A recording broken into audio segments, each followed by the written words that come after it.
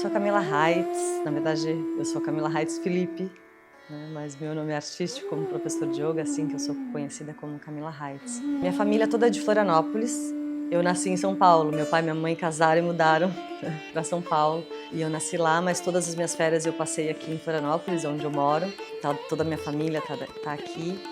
Eu tenho 2 irmãos mais velhos, eu digo que eu sou uma pessoa forte, né, porque eu tive que sobreviver a 2 irmãos homens com 4 e 5 anos mais velhos do que eu. Então eu tenho assim um jeito meio moleca de ser. E eu comecei a minha jornada no yoga muito cedo, quando eu tinha 18 anos, por conta de uma necessidade de uma resposta para questões da vida que eu não sabia, né, e que a gente tem esses vazios internos e yoga sempre me respondeu muitas questões. E daí eu comecei fazendo asana, né? Acho que a porta de entrada para muitas pessoas no yoga são as posturas, também é o que a gente consegue ver do yoga, né? Parece que isso que é yoga, mas yoga é um estilo de vida. Tudo que eu faço, toda ação que eu faço tem uma devolutiva, né? Tem uma reação. Então o yoga é muito mais essa consciência no viver.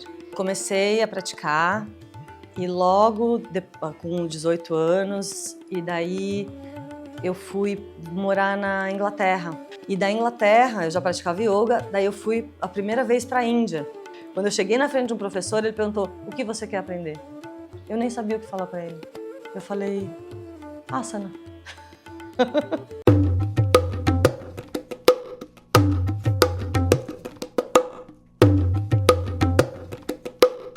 Fui para Goa, então caí numas festas raves, assim. E logo percebi que não era aquilo que eu tinha ido fazer na Índia. Eu tinha 19 anos, lá eu estudei também. Conheci um senhor alemão, porque, meu Deus, os alemães estão sempre por volta, assim, a família, o professor. E esse alemão falou para eu ir para o sul da Índia, para um ashram.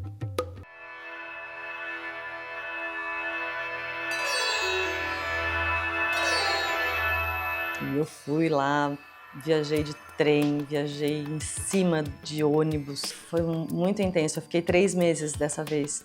E daí quando eu voltei, logo que eu voltei, eu comecei a dar aula de yoga aqui em Florianópolis. Eu comecei a ensinar com 20 anos e eu fiz 51 anos, então são 31 anos ensinando. E assim, sendo minha profissão mesmo, não é assim, não era hobby, sou professora de yoga. E logo depois eu conheci meu primeiro marido, né, que era também professor de yoga e que foi uma pessoa que me ensinou muito. E a gente viajou para a Índia e fez muitos cursos lá, viveu 6 meses em ashram e tal. E ele era um professor muito tradicional, então eu tive a gente teve 9 anos de relacionamento, então teve um caminho muito forte, assim, de seguir a tradição, de entender o que é os textos védicos, aonde procurar, aonde pesquisar. A gente teve um professor que era da linhagem do Swami Satyananda, né, que é a linhagem que hoje o Hatha Vinyasa Yoga é essa conexão entre Ashtanga Vinyasa Yoga e Satyananda Yoga.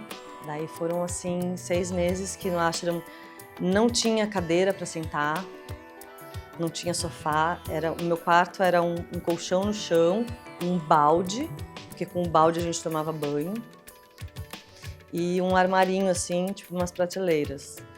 O único lugar que tinha para sentar assim, que é tipo que eu possa botar minha perna assim para baixo, né, era o degrau do meu quarto, era o próprio degrau do quarto. Então isso é complicado, porque machuca o corpo, né? É difícil ficar com a coluna ereta. Assim, mesmo no caos, assim, que é a Índia, a gente tem uma paz muito grande de estar em contato com essa cultura, de ter esse lugar de preenchimento, né? De autorrealização, de você estar bem com quem você é, com tua mente sendo a tua amiga, você sem necessidades de tantas coisas.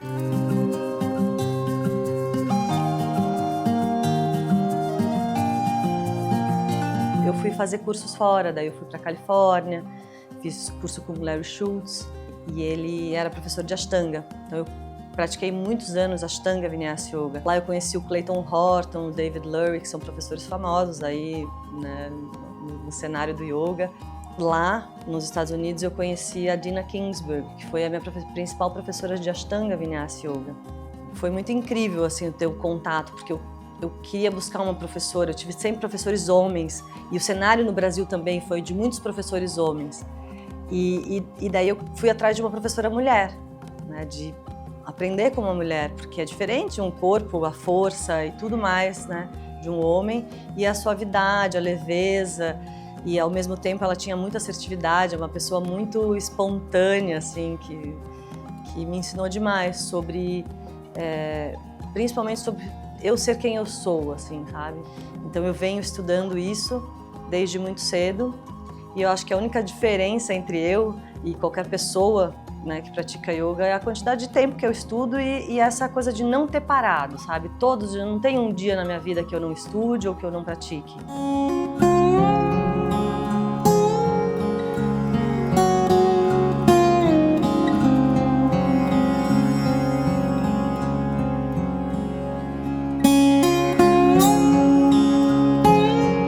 Yoga é muito vasto, não é uma coisa que eu estudo, não, deu, agora aprendi, né? Então tem toda uma caminhada. Eu continuo estudando até hoje Vedanta com a Glória Arieira, que é minha professora, né, do coração, assim, e sou muito grata a todos os ensinamentos que ela me dá. E o próprio fato de eu ter alunos e estudar, né, para ensinar também me ensina muito.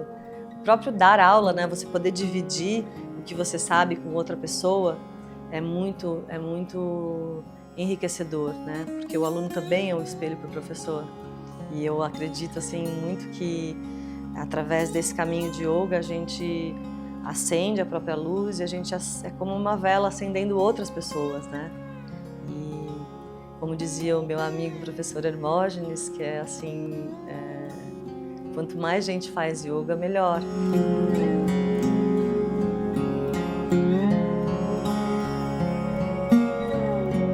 E eu acho que uma das coisas mais importantes que aconteceram assim na minha vida e nessa decisão de realmente continuar com yoga ou de ter começado a praticar yoga, eu dedico à minha mãe. Porque minha mãe nunca falou assim, não, minha filha, não faça isso. A família toda é de comerciantes, imigrantes que vieram da Alemanha, que moraram aqui em Santa Catarina. E todo mundo trabalhando nessa coisa do comércio. E isso me ajudou muito, porque logo que eu comecei a ser professora de yoga, logo eu fiz uma marca de yoga, né, de roupas de yoga, e daí eu abri estúdio, então sempre tive essa noção de comercializar esse yoga. E que a gente tem às vezes um determinado pudor, né, de materialidade, de espiritualidade, mas não existe uma coisa separada da outra. Eu sempre fui, de certa forma, uma empresária, porque eu tinha a minha escola de yoga, né, e daí eu crio produtos, cursos de formação e tantas coisas, né, retiros, vários trabalhos que eu faço, né, tanto aula particular como retiro, então tem várias áreas que se pode trabalhar com yoga. Então, uma das coisas que falam muito assim sobre o meu trabalho é que eu tenho essa capacidade de ensinar as pessoas a vender o seu próprio trabalho. A minha jornada do yoga, ele veio de uma prática de Hatha Yoga, que se transformou numa prática de Ashtanga, então eu fui praticante de Ashtanga pelo menos uns 20 anos da minha vida, que é uma prática mais ativa, bem corporal, e eu ensinei essa metodologia por muitos anos, inclusive dava curso de formação, ensinando a metodologia do Ashtanga Vinyasa Yoga. E eu comecei a perceber que os alunos não tinham a disciplina necessária para fazer a prática de Ashtanga. Porque para praticar Ashtanga você precisa de ter pelo menos umas 2 horas por dia, né, todos os dias.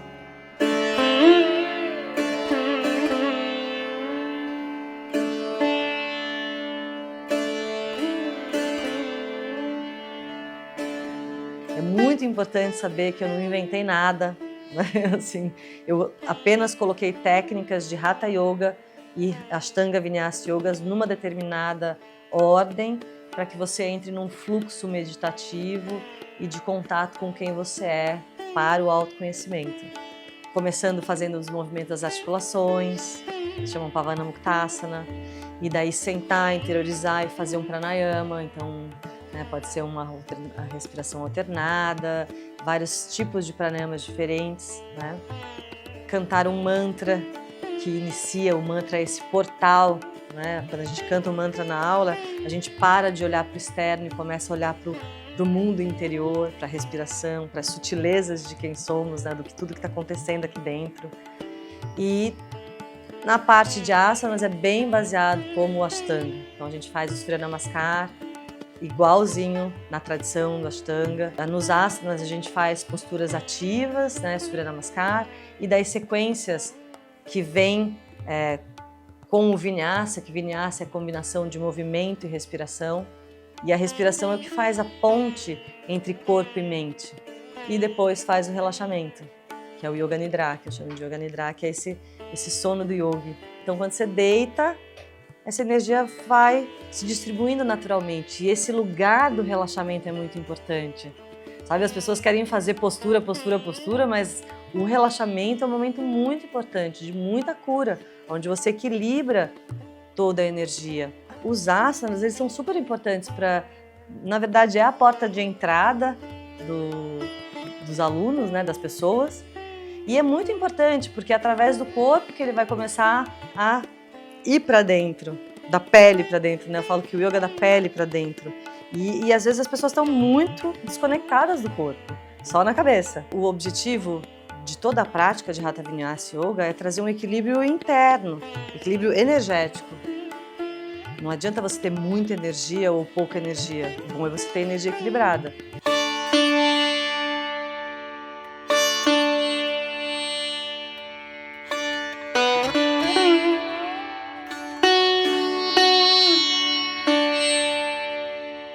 Eu acho que toda essa experiência que eu tenho tem a ver com essa caminhada mesmo, né? Eu tenho mais de 50 turmas de alunos de formação, são mais de 1.500 alunos formados. O curso também foi se transformando e cada vez eu trago mais elementos, eu estou sempre me aprimorando, estou sempre querendo entregar mais. O que acontece também no yoga e na cultura indiana é que tem determinadas coisas que são importantes. O respeito com o horário, por exemplo, não dá para deixar livre. Tem que ter disciplina. Disciplina é algo que não é algo que te enquadra, é algo que te liberta. E o bom professor transforma um aluno em um bom aluno. Ensina para ele o que é dedicação, através do exemplo, através do olhar, através do gesto. E de trazer de uma forma fácil, didática, divertida, potencializando, capacitando as pessoas, sabe? Conseguindo olhar para o aluno e perceber o que ele precisa, o que ele pode despertar através da prática. Então, é ficar nesse lugar de observar e alimentar, né? E tirar a ignorância, tirar os véus, tirar aquilo que não faz com que ele entenda. Eu sou considerada uma professora e eu acho que eu sou realmente uma ótima professora de posturas, de tudo que eu faço, né? Uma ótima professora de yoga, porque eu tenho muita experiência, é muita bagagem. Eu não ensino nada, eu revelo o que já existe. Entendeu? Porque as técnicas do yoga são técnicas que têm há 5.000 anos. Né? Desde que o ser existe, ele tem esse lugar da contemplação, do olhar para dentro. E tem outra coisa que é muito importante, eu estou de mão dada com os meus professores. Se você gosta de yoga, aprofunda, porque é incrível a amplitude que tem. Eu realmente não sei o que seria de mim se eu não tivesse começado a praticar yoga com 18 anos.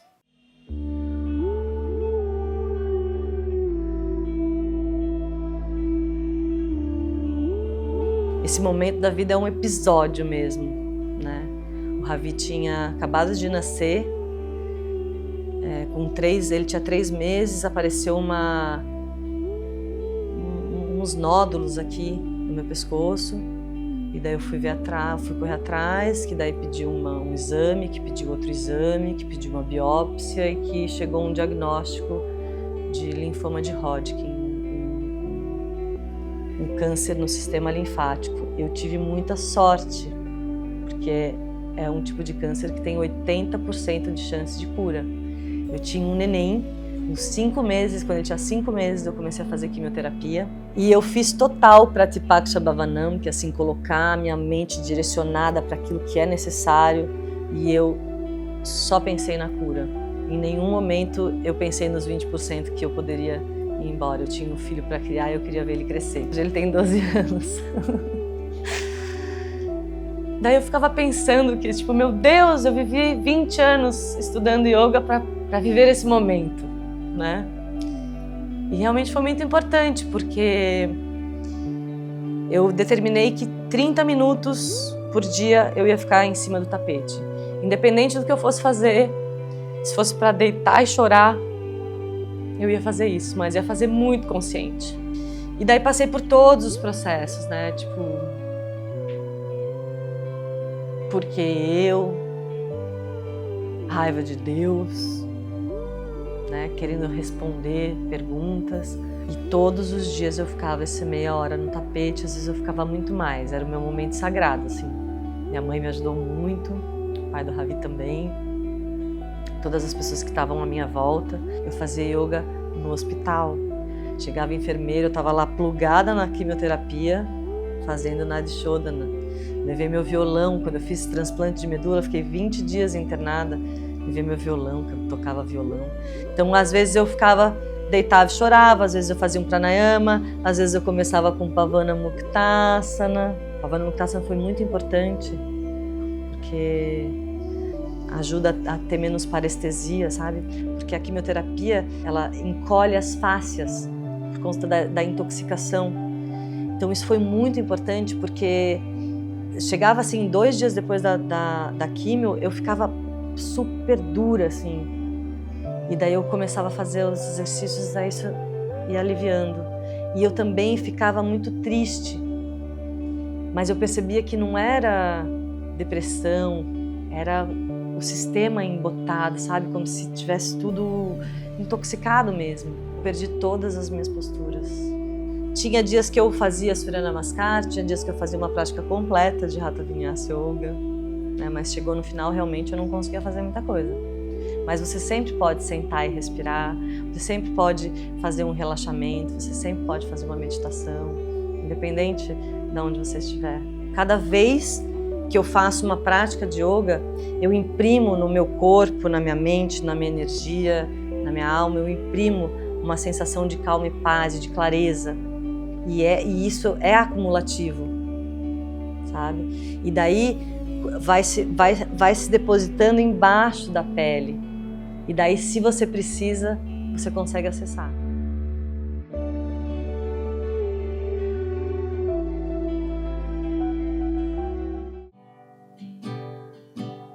Guru Brahma, Guru Vishnu, Guru Devo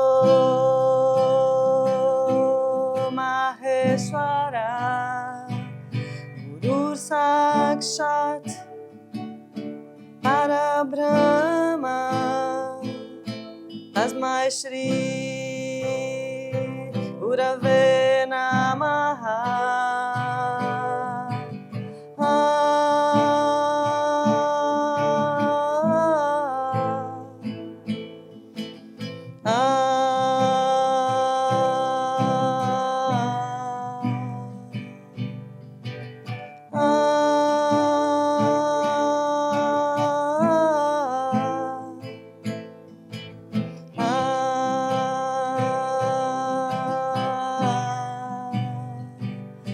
Guru Brahma, Guru Vishnu, Guru Devo Maheshwara, Guru Sakshat Parabrahma, Tasmai Shri Gurave Namaha.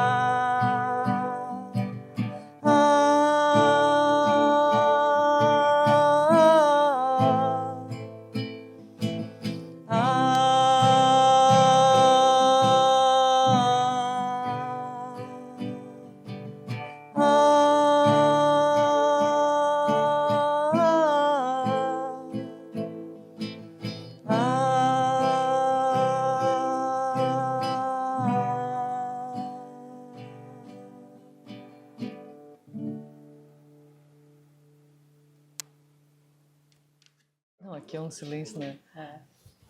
Tá gravando? Meu bem, Ai, tem que lembrar de eu fazer alguma coisa cantando, né? Você tá vendo a gente aí também? Olha só, olha lá. Você não perde fio.